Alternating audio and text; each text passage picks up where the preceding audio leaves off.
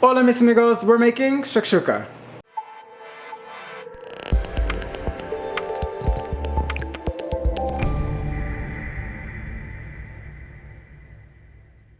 Happy Pride Month, everybody. I know it's been a minute since I have been around, but I do promise that I am coming back. I have been filming again. I do have some videos lined up that I just need to edit, as well as I have some projects coming up as well. So you will be seeing more of me. So here in this pan, we have about 4 cloves worth of minced garlic. I just used the squeeze garlic paste there. And to that, we are going to add 2 large red bell peppers along with 1 large jalapeno that have been diced. And we're just going to get that all right in.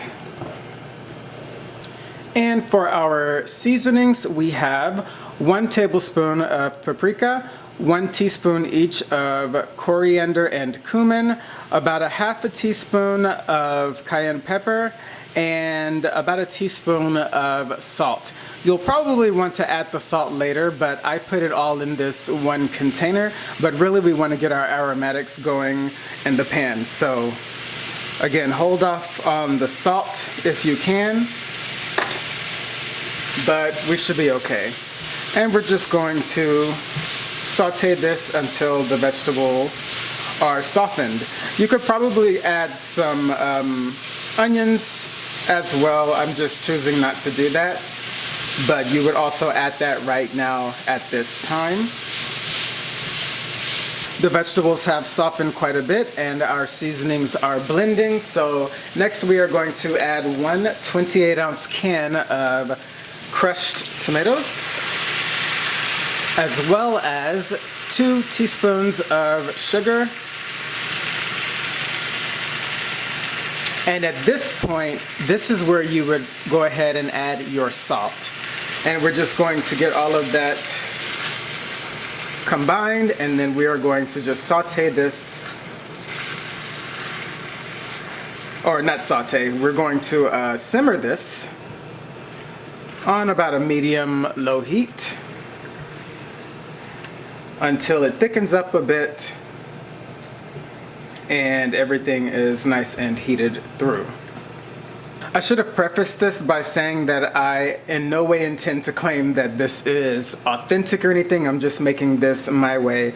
But shakshuka is basically a dish that comes from the northwestern parts of Africa, but it can be seen also in many other Middle Eastern countries as well. But it's a really delicious dish and I was in the mood for it, so I'm showing you how I do it. We are back and things are thickening up quite a bit and we have a nice little bit of a bubble going. So at this point we are going to add about 1 cup of feta cheese. This is also going to help thicken this. So we're just going to get that nice and stirred in and allow this to simmer for about a minute or so more. I also forgot to mention that you do want to preheat your oven to 375 degrees Fahrenheit because this entire pan will be going into the oven. This is a completely one-pot meal, which, as you guys know, is one of my favorite things to make. So now comes the fun part. We're going to need 6 eggs and we are going to crack them over the dish and we're going to try to space them evenly. You just want to try to basically create portion sizes in the dish. So we're just going to literally crack them right over top.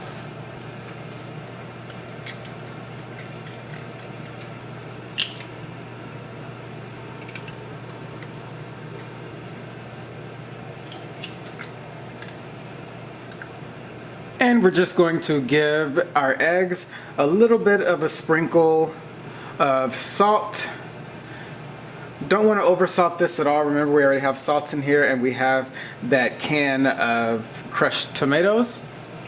And that is it. We're going to place this into our oven for about 10 minutes. We want the eggs to set, but still have a little bit of a run to them. But you can pretty much cook them until they are done to your liking. So I will see you in about 10 minutes, and that is going to be all that there is to it. Our shakshuka is out of the oven and is piping hot. So at this point, you want to go ahead and garnish it with some fresh cilantro. I don't like cilantro, so I am going to go with some freeze-dried parsley flakes because I do want that color. And I would use fresh if I had it on hand, but I don't. So I am just using what I have.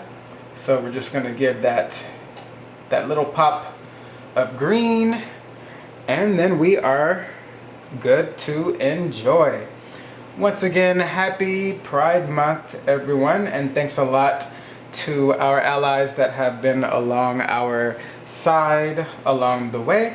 I hope you've had a great one, and I will see you next time. Shakshuka, enjoy, and I'll see you at the dinner table.